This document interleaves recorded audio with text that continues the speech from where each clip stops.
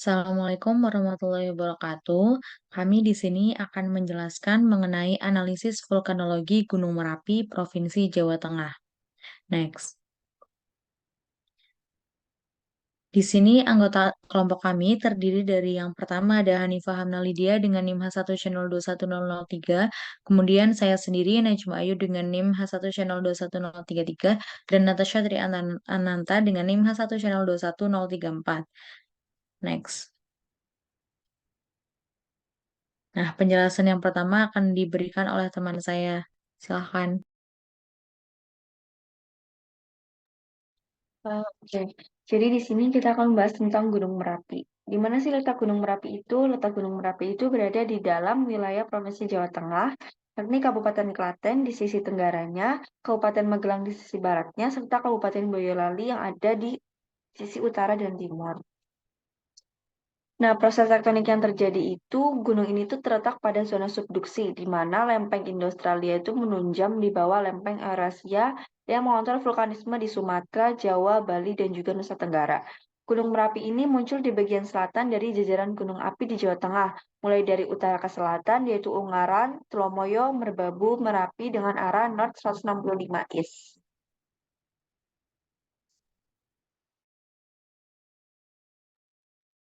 Nah, selanjutnya yaitu tipe gunung. Tipe gunung dari Gunung Merapi ini merupakan gunung api strato atau perisai yang terjadi sebab adanya letusan serta lelehan atau eksplosif serta efusif yang disertai eh, yang terjadi secara bergantian. Sebagai akibatnya, gunung ini menghasilkan suatu kerucut yang lerengnya berlapis-lapis akibat letusan-letusan sebelumnya. Nah, contoh dari tipe gunung api strato ini merupakan Gunung Merapi. Next. Nah, selanjutnya ada tipe letusan Gunung Merapi. Tipe letusan Gunung Merapi ini adalah tipe letusan Merapi, di mana tipe letusan ini merupakan letusan untuk gunung yang memiliki lava yang kental yang dapat menyumbat mulut kawah, di mana sumbatan di mulut kawah ini akan terangkat ke atas dan pecah, yang pada akhirnya terlempar keluar, di mana material-material ini akan turun ke lereng gunung menjadi sebuah ladu yang juga menghasilkan awan panas atau biasa disebut wudus gembel. Next. Nah, ini merupakan data dari histori letusan Gunung Merapi. Next. Nah, pada periode 3000 sampai 250 tahun yang lalu, tercatat kurang lebih 33 kali letusan di Gunung Merapi, di mana 7 diantaranya merupakan letusan besar. Dari data tersebut menunjukkan bahwa letusan besar terjadi sekali dalam 150 sampai 500 tahun. Kemudian pada periode Merapi baru telah terjadi beberapa kali letusan besar, yaitu pada abad ke-19, yaitu tahun 1768, 1822, 1849, dan 1872, dan abad ke-20 yaitu 930 sampai 931. Di mana erupsi pada abad ke-19 ini jauh lebih besar dibandingkan letusan-letusan yang terjadi pada abad ke-20, di mana awan panas ini mencapai 20 kilometer dari puncak. Kemungkinan letusan besar ini terjadi sekali dalam 100 tahun.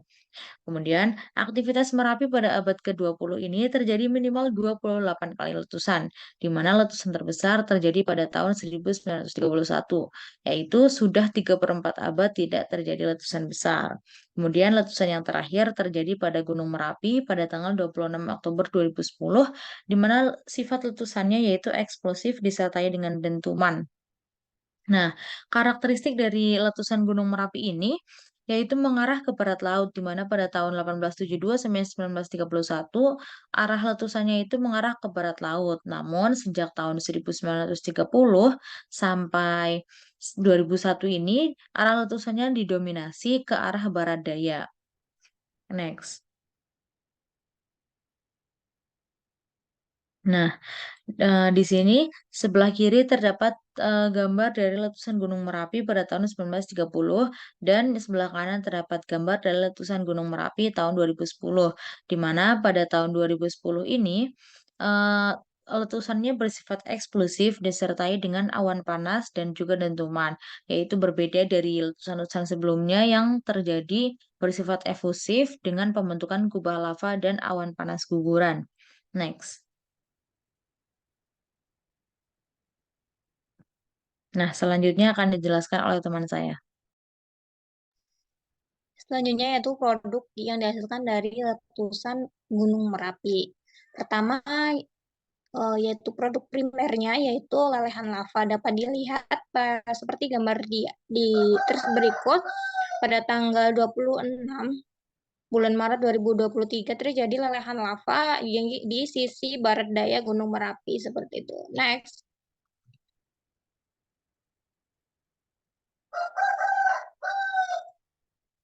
Selanjutnya yaitu awan panas atau aliran piroklastik yang menjadi produk primer Gunung Merapi.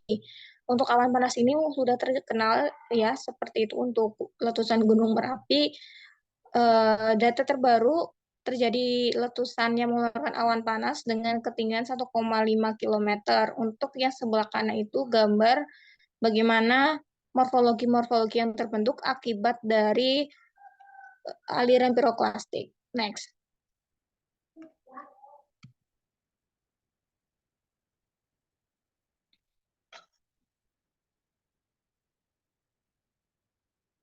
Selanjutnya yaitu endapan piroklastik yang menjadi produk primer selanjutnya, yaitu ada aliran blok dan debu, kemudian ada bom, kemudian ada jenis konglomerat, kemudian ada jenis pumice.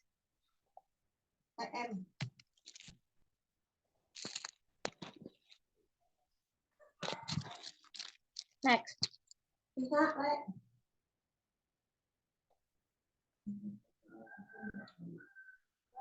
Ini adalah contoh dari gambar produk-produk piroklastik yang dihasilkan. Next.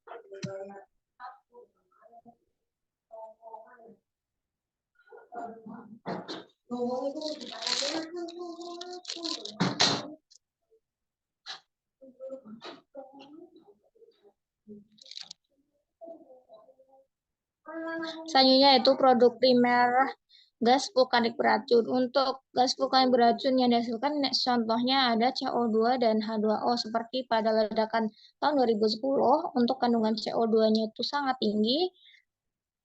tinggi berbanding balik dengan H2O-nya yang turun tajam. Next.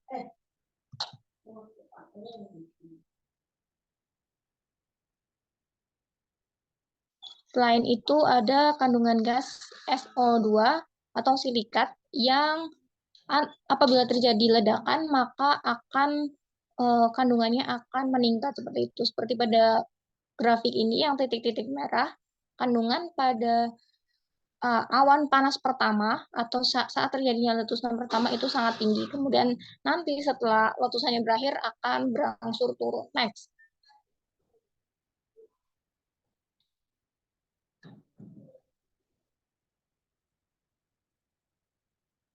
Produk selanjutnya yaitu produk sekunder berupa lahar hujan. Lahar adalah suatu aliran lava yang kemudian tercampur oleh material-material hujan yang membentuk seperti gambar ini, yaitu banjir berupa lumpur dengan kandungannya itu piroklastik seperti itu. Next.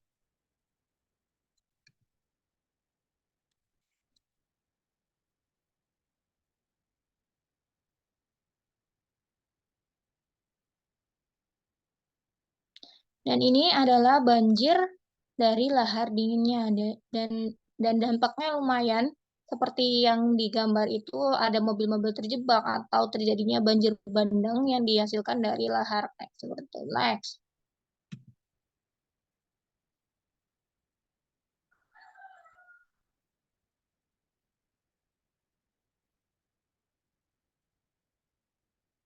Ini adalah peta tahun 2000 yang menjelaskan aliran dari lahar atau endapan lahar terlihat pada sisi selatan dan sisi barat puncak Gunung Merapi. Next.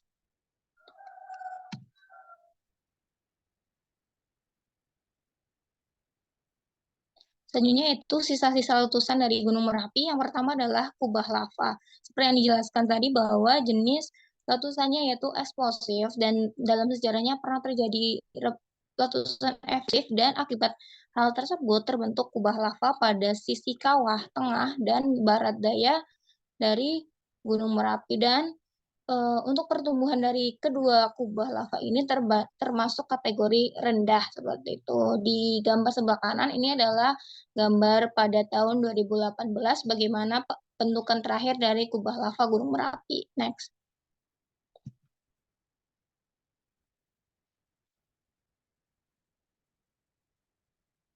Dan ini adalah bagaimana kubah lava Gunung Merapi itu terbentuk di gambar sebelah. Next.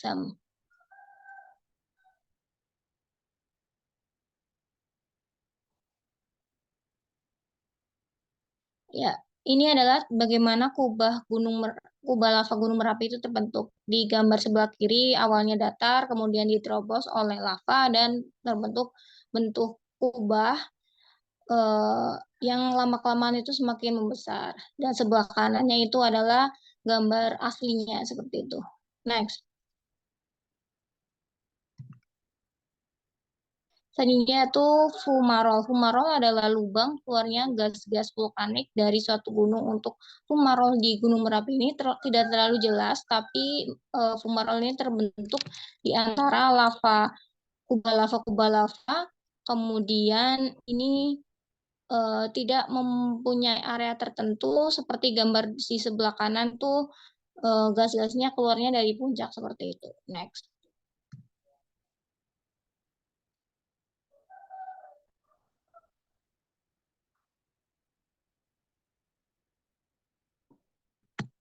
Selanjutnya yaitu solvatar. Solvatar adalah suatu fumarol yang mengeluarkan SO2 atau silikat. Untuk solvatar seperti di gambar ini saya ambil di suatu berita pada tanggal 21 Februari 2021 Gunung Merapi mengeluarkan kandungan SO2 namun masih didominasi oleh uap air. Next. Oke, jadi jelaskan tentang dampak letusan dari Gunung Merapi. Yang pertama ada gangguan pernafasan dan penglihatan, yang kedua ada pencemaran sumber air bersih, yang ketiga mengganggu kerja mesin dan kendaraan bermotor, yang keempat ada menyebabkan badai listrik, yang kelima merusak atap rumah dan ladang, yang keenam mengubah infrastruktur, yang ketujuh korban jiwa akibat aliran lava, awan panas, banjir lahar, yang kedelapan ada jatuhan pasir dan batu, dan yang terakhir ada kebakaran hutan dan juga lahan.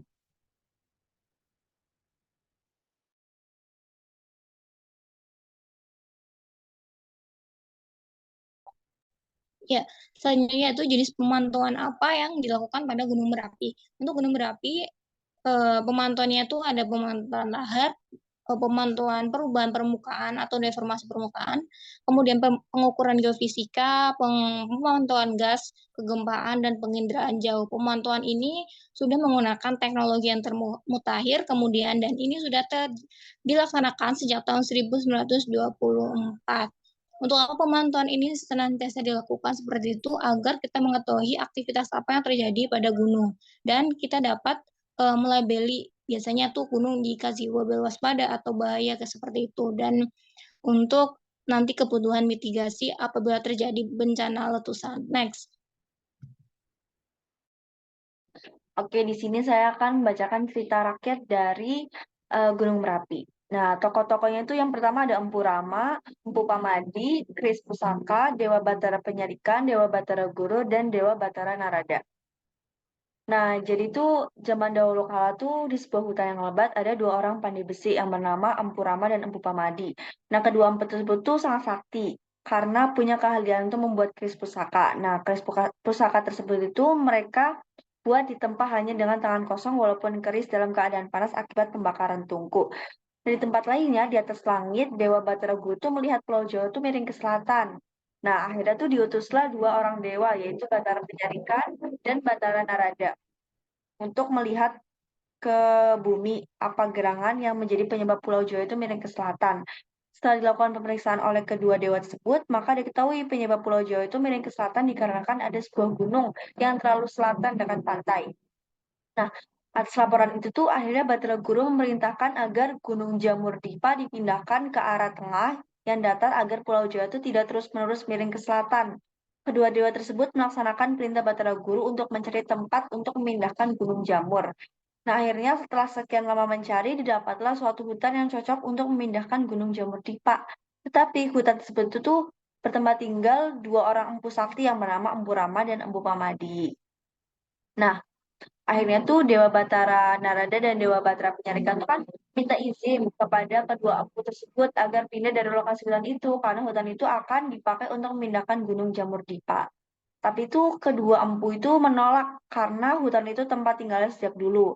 Alasan lainnya juga hutan itu hutan tersebut itu merupakan tempat terbaik untuk membuat keris pusaka. Nah, kalau pindah di tempat lain, kualitas dari kerisnya pusaka yang dibuat itu kan akan menurun.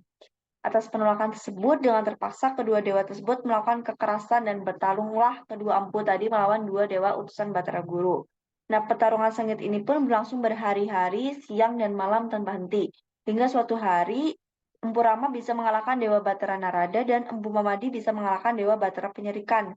Kedua dewa yang kalah tersebut akhirnya kabur dan kembali lagi ke langit melaporkan kekalahan itu kepada Dewa Batara Guru. Nah, mendapat laporan tersebut, Batara Guru itu akhirnya memutuskan agar Gunung Jabur Dipa yang menjadi penyebab miringnya Pulau Jawa ke selatan itu harus tetap dipindah ke tengah hutan. Batara Guru itu memerintahkan kepada Dewa Narada dan Dewa Penyerikan agar Gunung Jabur Dipa diangkat dan dipindahkan ke hutan tempat tinggalnya kedua empu sakti tersebut sesuai rencana. Akhirnya Gunung Jambur Dipa diangkat oleh kedua dewa tersebut dan dibawa menuju tengah hutan untuk dipindahkan. Nah, setibanya di atas hutan tempat tinggal Empu Sakti, betapa kagetnya kedua empu tersebut melihat ke langit ada benda yang sangat besar yang akan jatuh menimpa mereka.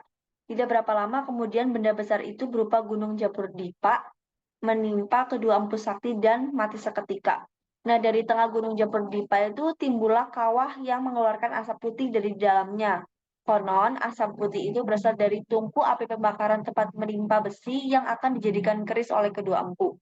Nah, dari perpindahan Gunung Jabur Dipa di sebelah selatan ke tengah hutan itulah yang kini menjadi Gunung Merapi. Terima kasih. Nah, sekian penjelasan dari kelompok kami mengenai analisis vulkanologi Gunung Merapi di daerah Provinsi Jawa Tengah. Atas perhatiannya, terima kasih. Kami ucapkan wassalamualaikum warahmatullahi wabarakatuh.